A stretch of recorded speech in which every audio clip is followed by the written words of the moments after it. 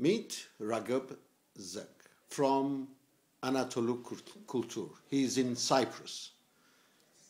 What are you doing in Cyprus, Ragıp? So we came here for actually work. We are here just for a couple of days, and hopefully we will, in cooperation with the Association for Historical Dialogue and Research, and as well as Home for Cooperation, we will open an exhibition here entitled "Speaking to One Another." The exhibition, for the exhibition, we are collaborating with organizations from Armenia and Germany, and this exhibition is actually an outcome of an oral history study that was carried out in both Turkey and Armenia, with the participation of young people, led by two researchers from these countries. Why do Armenians, Greeks, and Turkish Cypriots need to know about this project? Actually, we do believe that there are a lot of things in this project that we can learn and benefit from, because in Cyprus there is also this need of going through history, asking for the individual narratives, and listening people's individual stories about the common past, because it is a country where the common past is also very important, and which was there always, as the people of Turkey and Armenia, actually. So what we found out through this oral history study is that people they have much to share from their ancestors. They have much to share from their ancestors that they learned throughout all these years, and if they tell about this, we believe that that will be better for reconciliation between these two countries. The path between Turks and Armenians has been a conflictual one often. Yes. And how do you hope to overcome these difficulties in the open issues that exist between these two people and between these two neighbors? Yes, you have a point that the past has been conflictual, if you look only from today, actually.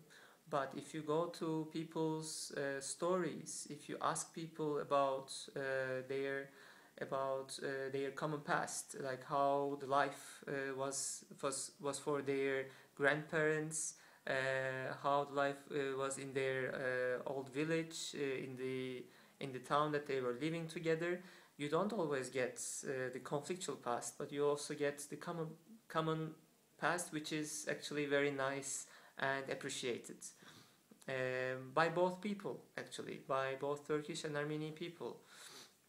To be clear, actually, when I say Turkish, I refer to the people of Turkey, actually.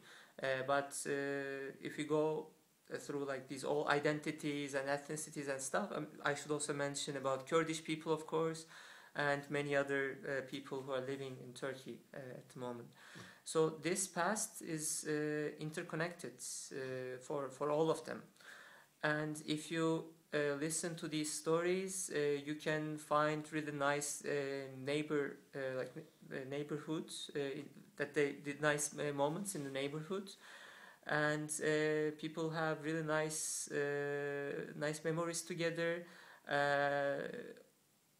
and you just see that this conflictual past is only one side of the story.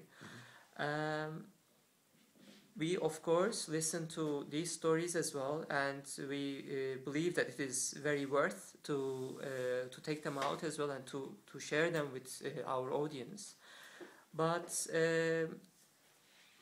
as we are doing this project for an aim of reconciliation and to bring people together, to let them understand each other, we stress a lot on the commonalities and on the good memories of the past as well, which we think is necessary, because in these days, especially, this, let's say, good past is often neglected, and if you share them with this exhibition through this oral history study, there is a lot of things to make empathy with. So people they just stick on their own conflictual memories that are told by their forefathers, by their grandparents, but they just find that the other people that they have always been told about, they also have something nice towards themselves as well, but also the conflictual part. So it is just that they just see another side of the story through a mirror, actually, because they have the same memories as themselves. Could you tell us a little bit more about your organization, Anadolu Kültür? And as we previously talked, you had organized a joint project with students in Armenia and Turkey. Well, Anadolu Kültür has been founded in 2002 with the aim of social reconciliation. So we work a lot with people from different backgrounds, from different cities. When I say background, it is like social, religious, ethnic, economical, whatever. It's just people from different backgrounds. We work with them, we bring them together, and we try to open ways of dialogue for getting to know each other. We put them into a process of, let's say, common production, as we are especially an association of culture and arts. So we put them in a process of production together, producing together, and that process is itself actually opens all these channels for dialogue, and people realize a lot about themselves. They learn about themselves. It doesn't matter if there is a core issue, there's a core conflictual issue. Sometimes they deal with it.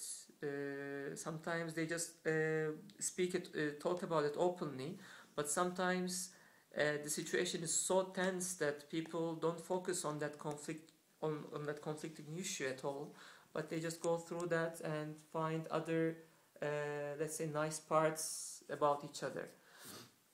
What we have, well, Anadolu Kültür has been doing it since 2002, and we have a main office in Istanbul. We have an exhibition hall in Istanbul as well. We have a branch office in the city of Diyarbakır, and we cooperate with artists and the local authorities in the city of Diyarbakır. And we do projects in all over the Anatolian cities. Up to now, we did activities in over 50 cities in Turkey, and we cooperate a lot within our region, with our neighboring countries, as well as with European countries and other NGOs in the world.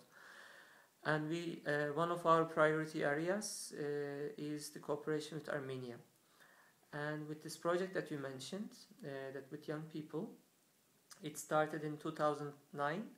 That was the oral history study. That was the first initial point. But recently, what we have done was bringing 10 young people from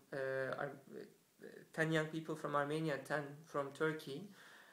We brought them together in the city of Muş in Turkey, and they did a local history workshop. They participated in a local history workshop. This local history workshop was combined